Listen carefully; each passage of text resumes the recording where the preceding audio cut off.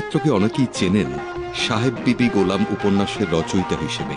এই গল্প যে শুধু বিপুল জনপ্রিয় হয় তাই নয়, চিত্র পরিচালকদের তা ব্যাপকভাবে অনুপ্রাণিত করে। বাংলায় কার্তিক চট্টোপাধ্যায় ছবি তৈরি করেন উত্তম, অনুভা, সুমিত্রা দেবী, ছবি বিশ্বাস, নীতিশ মুখোপাধ্যায়কে নিয়ে। বড্ড গরম হচ্ছে বৌঠা, জানলাটা খুলে দেবো? জানলাটা খুলে দিবি? লোকে যদি ভাবে তুই পরের বউকে নিয়ে পালাচ্ছিস, তাতে তুমি বেঁচে যাবে বৌঠা, আমাকেই সবাই ধরবে, আমাকেও রেহাই দেবে না। তুই তো বড় বাড়ির পুরুষদের জানিস না, তাদের গায়ে খুনি রক্ত। ও বাড়ির মাটি খুঁড়লে এখনো কত প্রজার হাড় বেরোবে। হিন্দিতে গুরু দত্তের ছবি দারুণ জনপ্রিয়তা পায়, সেরা গল্পের জন্য ফিল্মফেয়ার মনোনয়নও পায়।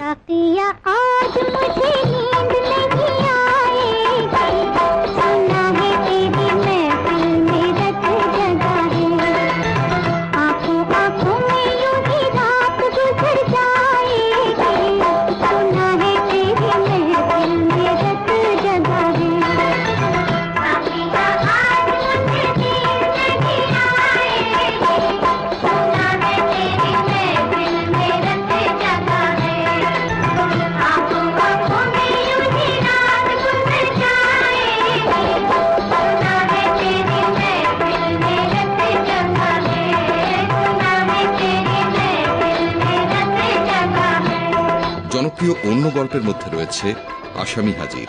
হিন্দিতে সেটি নিয়ে ছবি হয় মুজরিম হাজির। টিভি সিরিয়াল এই নরদেহ অবলম্বনেও। এই নরদেহ ঘিরে যারা মেতেছে খেলায়, একদিন চলে যায় ধূসর বেলায়। তুমি কাঁদছো? কই কাঁদিনি তো। ভাবছি মল্লিক ঠাকুরপোর মতন মানুষ এখনো আছে। মল্লিক কাকা বাবার খুব বন্ধু ছিল না মা? হ্যাঁ, তোর বাবা, মল্লিক ঠাকুরপো আর নিবারণ ঠাকুরপো তিনজন প্রাণের বন্ধু ছিল, একেবারে হরিহর আত্মা। যতদিন একসঙ্গে ছিল সব কাজ প্রায় একসঙ্গেই করত।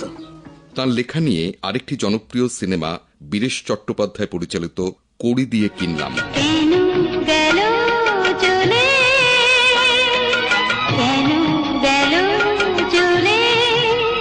আমি বোঝাতে পারিনি, দেখাতে পারিনি আমার হৃদয় খুলে, কেন গেল চলে। বিমল মিত্রের জন্ম 1912 আজকের দিনে। শতাধিক গল্প উপন্যাসের স্রষ্টা। বাংলার পাশাপাশি দক্ষতা ছিল হিন্দিতেও। গল্পের পটভূমিতে বহু সময় উঠে এসেছে পুরনো বাংলার বাবুয়ানা, জমিদারি দাপট, অন্দরমহলের যন্ত্রণা। অনেক সময় তার গল্প সত্য ঘটন ভিত্তিক। পুরোপুরি লেখার কাজে নিজেকে নিয়োজিত করতে 38 বছর বয়সী রেলের চাকরি ছেড়ে দেন। আপাতমস্তক বাঙালিয়ানার এই লেখকের স্মৃতিতে রইল আমাদের শ্রদ্ধার্ঘ্য।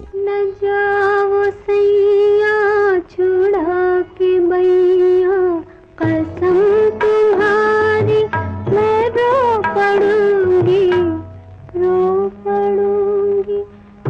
चल रहा है सुहाग मेरा, जो तुम न होगे तो क्या करूंगी, क्या करूंगी। न जाओ सैया छुड़ा के बैया, कसम तुम